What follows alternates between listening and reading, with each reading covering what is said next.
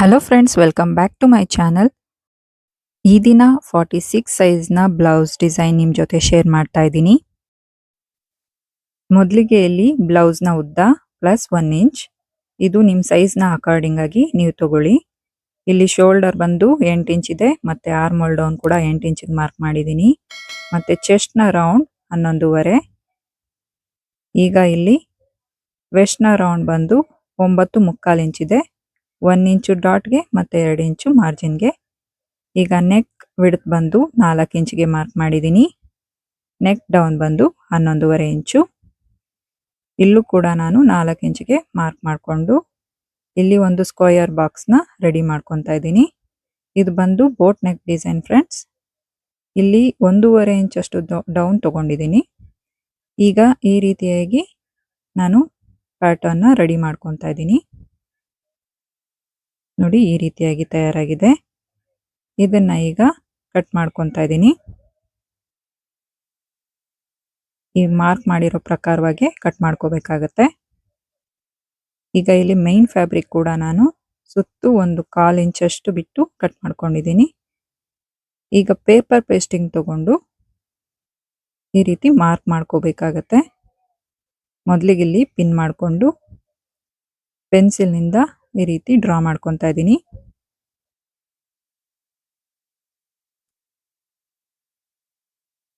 ನಾವು ಯಾವ ರೀತಿಯಾಗಿ ಕಟ್ ಮಾಡ್ಕೊಂಡಿದ್ದೀವೋ ಅದೇ ರೀತಿಯಾಗಿ ಮಾರ್ಕ್ ಮಾಡ್ಕೊಬೇಕು. ಈಗ ಇಲ್ಲಿ ಎಕ್ಸ್ಟ್ರಾ ಇರೋ ಪೇಪರ್ ಪೇಸ್ಟಿಂಗ್ನ ಲೆವೆಲ್ ಆಗಿ ಕಟ್ ಮಾಡ್ತಾ ಇದ್ದೀನಿ.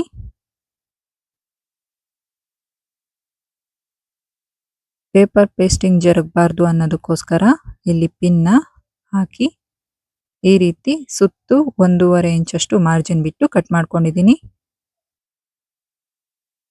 ಮತ್ತೆ ಇದನ್ನ ಬ್ಯಾಕ್ ಸೈಡ್ಗೆ ಈ ರೀತಿಯಾಗಿ ಟ್ರೇಸ್ ಮಾಡ್ಕೋಬೇಕಾಗತ್ತೆ. ನೋಡಿ, ಹೀಗೆ.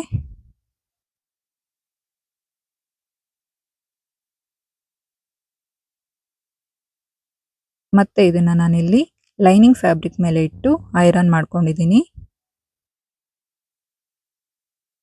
ಈಗ ಇಲ್ಲಿ ಎಕ್ಸ್ಟ್ರಾ ಇರೋ ಪೇಪರ್ ಪೇಸ್ಟಿಂಗ್ನೆಲ್ಲ ಕಟ್ ಮಾಡಿ ತೆಗಿಬೇಕು. ನೀಟಾಗಿ ಲೈನಿಂಗ್ ಫ್ಯಾಬ್ರಿಕ್ ಕಟ್ ಆಗದೆ ಇರೋ ಹಾಗೆ ನೋಡಿಕೊಂಡು ಕಟ್ ಮಾಡ್ಕೊಳ್ಳಿ. ಎರಡೂ ಕಡೆ ಕೂಡ ಇದೇ ರೀತಿ ಮಾಡ್ತಾ ಇದ್ದೀನಿ.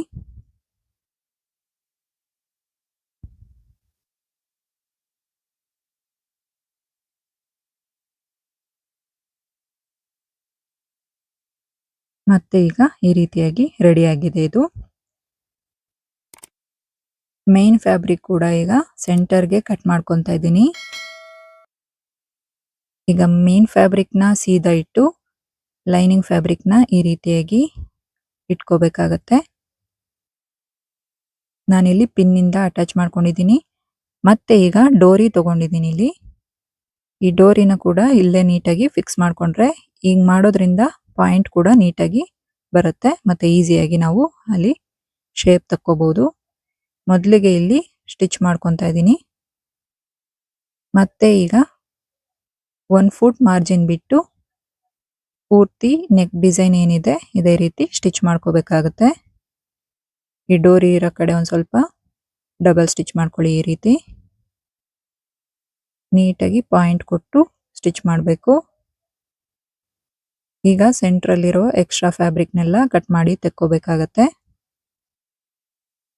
ನೋಡಿ, ಈ ರೀತಿ ನೀಟಾಗಿ ಕಟ್ ಮಾಡ್ಕೊಳ್ಳಿ. ಈಗ ಪಾಯಿಂಟ್ ತಿರ್ಗೋ ಕಡೆ ಮತ್ತೆ ರೌಂಡ್ ತಿರ್ಗೋ ಕಡೆ ಎಲ್ಲ ಈ ರೀತಿ ಚಿಕ್ಕ ಚಿಕ್ಕದಾಗಿ ಕಟ್ಸ್ ಮಾಡ್ಕೋಬೇಕು. ಈಗ ಕಟ್ಸ್ ಮಾಡ್ಕೊಂಡ್ರೆ ಈಸಿಯಾಗಿ ಟರ್ನ್ ಆಗುತ್ತೆ ಫ್ರೆಂಡ್ಸ್. ನೋಡಿ, ಈ ಡೋರಿ ಹಾಕಿರೋದ್ರಿಂದ ಹೇಗೆ ನೀಟಾಗಿ ಪಾಯಿಂಟ್ ಬಂತು ಅಂತ. ಮತ್ತೆ ಫಿನಿಶಿಂಗ್ ಕೂಡ ನೀಟಾಗಿ ಬರುತ್ತೆ.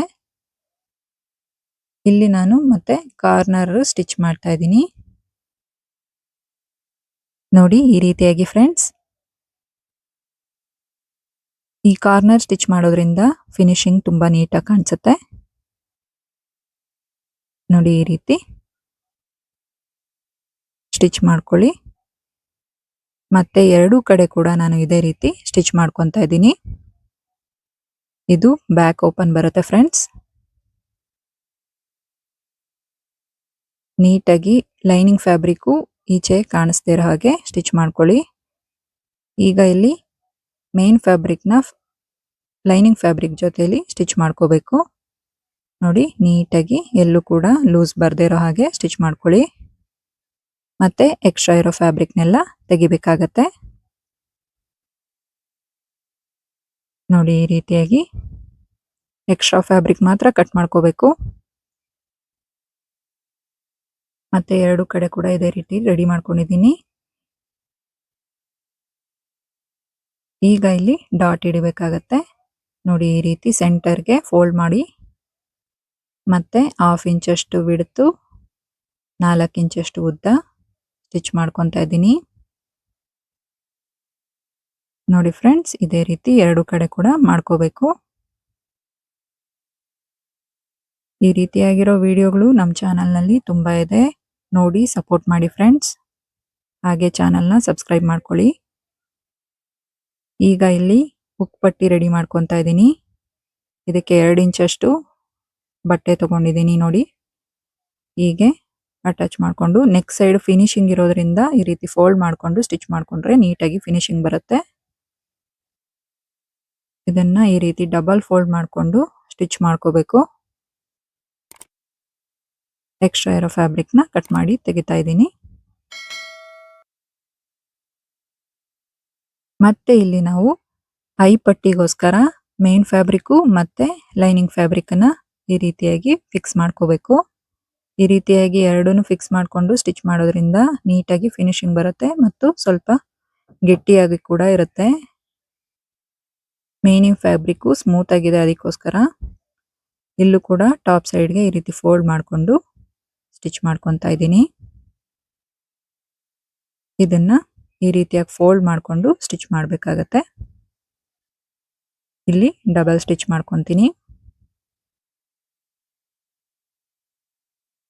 ಈಗ ಲೆವೆಲ್ನ ಚೆಕ್ ಮಾಡ್ಕೋಬೇಕು. ಅಪ್ ಅಂಡ್ ಡೌನ್ ಇದ್ರೆ ನೀಟಾಗಿ ಈಗಲೇ ಟ್ರಿಮ್ ಮಾಡಿ ತಕ್ಕೋಬಹುದು. ಇಲ್ಲಿ ನೋಡಿ ಈ ರೀತಿಯಾಗಿರೋ ನಾನು ಲೇಸ್ ತಗೊಂಡಿದ್ದೀನಿ. ಇದನ್ನ ಈ ರೀತಿ ಫಿಕ್ಸ್ ಮಾಡ್ಕೋಬೇಕು. ಇದು ಒನ್ ಸೈಡ್ ಫುಟ್ನ ಹಾಕೊಳ್ಳಿ, ಅದರಿಂದ ನೀಟಾಗಿ ಸ್ಟಿಚ್ ಮಾಡ್ಕೋಬಹುದು. ನಾನು ಈಗಾಗಲೇ ತೋರಿಸಿದ್ದೀನಲ್ಲ ಫ್ರೆಂಡ್ಸ್, ಯಾವ ರೀತಿಯಾಗಿರೋ ಫುಟ್ ಇದೆ ನನ್ನ ಹತ್ರ ಅಂತ. ನೋಡಿ ಈ ರೀತಿ ಅದನ್ನ 3 ಕಡೆ ಕೂಡ ನಾನು ಅಡ್ಜಸ್ಟ್ ಮಾಡ್ಕೋಬಹುದು. ಆ ರೀತಿಯಾಗಿರೋ ಫುಟ್ ತಗೊಂಡಿದ್ದೀನಿ. ಲಿಂಕ್ ಬೇಕಂದ್ರೆ ಕಮೆಂಟ್ ತಿಳಿಸಿ. ನೋಡಿ ಈ ರೀತಿ ಸೆಂಟರ್ಗೆ ಇದನ್ನ ಫೋಲ್ಡ್ ಮಾಡಿ ನೀಟಾಗಿ ಸ್ಟಿಚ್ ಮಾಡ್ಕೋಬೇಕು. ಯಾಕೆಂದ್ರೆ ಮಣಿಗಳು ಬಿಚ್ಕೊಬಿಡುತ್ತೆ, ಅದಕ್ಕೋಸ್ಕರ ನೀಟಾಗಿ ಫಿನಿಶಿಂಗ್ ಕೊಡಬೇಕಾಗತ್ತೆ. ಮತ್ತೆ ಒಂದು ಸೈಡ್ ಕೂಡ ಇದನ್ನ ನಾನಿಲ್ಲಿ ಅಟ್ಯಾಚ್ ಮಾಡ್ಕೊತಾ ಇದ್ದೀನಿ. ನೋಡಿ ಈ ರೀತಿ ಕಾರ್ನರ್ ಅಲ್ಲೇ ಸ್ಟಿಚ್ ಮಾಡ್ಕೋಬೇಕು. ನೀಟಾಗಿ ಮಣಿ ಪಕ್ಕದಲ್ಲೇ ಸ್ಟಿಚ್ ಬರೋ ಹಾಗೆ ಸ್ಟಿಚ್ ಮಾಡಿ. ಈಗ ಇಲ್ಲಿ ಲೈನಿಂಗ್ ಫ್ಯಾಬ್ರಿಕ್ನ ತಗೊಂಡು ಫಿನಿಶಿಂಗ್ಗೋಸ್ಕರ ಸ್ಟಿಚ್ ಮಾಡ್ಕೋಬೇಕಾಗತ್ತೆ. ನಾನು ಇಲ್ಲೂ ಕೂಡ ಮತ್ತೆ ಲೆವೆಲ್ ಚೆಕ್ ಮಾಡ್ತಾ ಇದ್ದೀನಿ. ಯಾಕೆಂದ್ರೆ ಫಿನಿಶಿಂಗ್ ಮಾಡಿದಾದ್ಮೇಲೆ ಲೆವೆಲ್ಲು ಇಲ್ಲಿ ಅಡ್ಜಸ್ಟ್ ಮಾಡೋದಕ್ಕಾಗೋದಿಲ್ಲ. ಈಗ ಲೈನಿಂಗ್ ಫ್ಯಾಬ್ರಿಕ್ನ ತಗೊಂಡು ಈ ರೀತಿ ಫಿನಿಶಿಂಗ್ ಕೊಡ್ತಾ ಇದ್ದೀನಿ. ನೋಡಿ ಫ್ರೆಂಡ್ಸ್, ನಿಧಾನಕ್ಕೆ ಸ್ಟಿಚ್ ಮಾಡ್ಕೋಬೇಕು. ಎಷ್ಟು ಬ್ಯೂಟಿಫುಲ್ ಆಗಿ ಈ ಮಣಿಗಳು ಕಾಣಿಸ್ತಿದೆ ಅಂತ ನೋಡಿ. ಈಗ ಇಲ್ಲಿ ಸ್ಟಿಚ್ ಮಾಡ್ತಾ ಇದ್ದೀನಿ. ಇದನ್ನ ಆಮೇಲಿಂದ ಹೆಮ್ಮಿಂಗ್ ಮಾಡ್ಕೋಬೇಕು, ಅದಕ್ಕೆ ಅದನ್ನ ಹಾಗೆ ಬಿಟ್ಟಿದ್ದೀನಿ.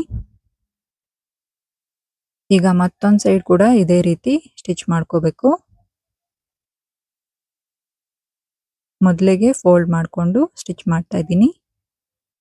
ಈಗ ಫೋಲ್ಡ್ ಮಾಡೋದ್ರಿಂದ ನೀಟಾಗಿ ಫಿನಿಶಿಂಗ್ ಬರುತ್ತೆ ಫ್ರೆಂಡ್ಸ್. ನೋಡಿ ಎರಡು ಕಡೆ ಕೂಡ ಲೆವೆಲ್ಲು ನೀಟಾಗಿ ಬಂದಿದೆ. ಟಾಪ್ ಸೈಡು ಲಾಂಗ್ ಸ್ಟಿಚ್ ಮಾಡ್ತಾ ಇದ್ದೀನಿ, ಅದನ್ನ ಆಮೇಲಿಂದ ರಿಮೂವ್ ಮಾಡ್ಕೋಬಹುದು.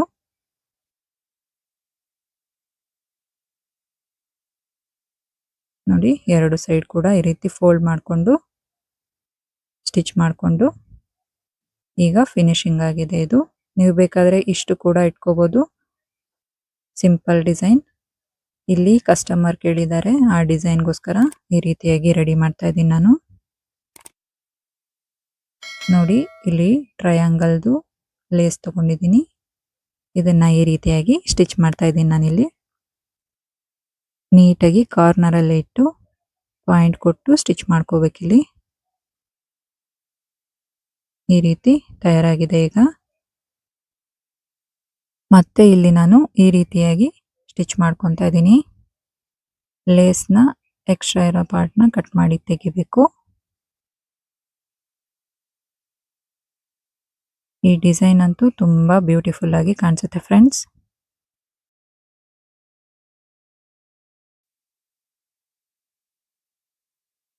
ಈಗ ಮತ್ತೊಂದು ಸೈಡ್ ಕೂಡ ಅಟ್ಯಾಚ್ ಮಾಡ್ಕೊತಾ ಇದ್ದೀನಿ. ಸ್ಟಾರ್ಟಿಂಗ್ ಅಲ್ಲಿ ಫೋಲ್ಡಿಂಗ್ ಕೊಟ್ಟು ಸ್ಟಿಚ್ ಮಾಡ್ಕೋಬೇಕಾಗತ್ತೆ, ಯಾಕೆಂದ್ರೆ ನಾವು ಆಗ್ಲೇ ಫಿನಿಶಿಂಗ್ ಮಾಡಿದೀವಿ ಅಲ್ಲಿ, ಅದಕ್ಕೋಸ್ಕರ.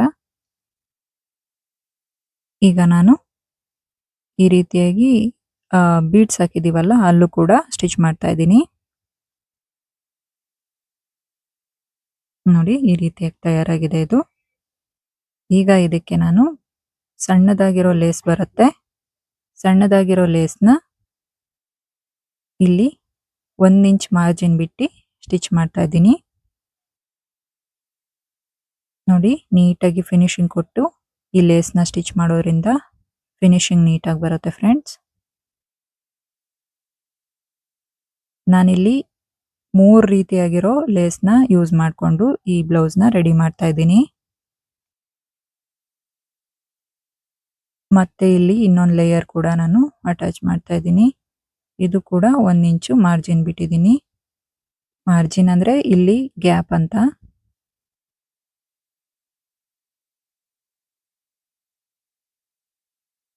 ಇದು ತುಂಬಾ ನೀಟಾಗಿ ಫಿನಿಶಿಂಗು ಬರುತ್ತೆ.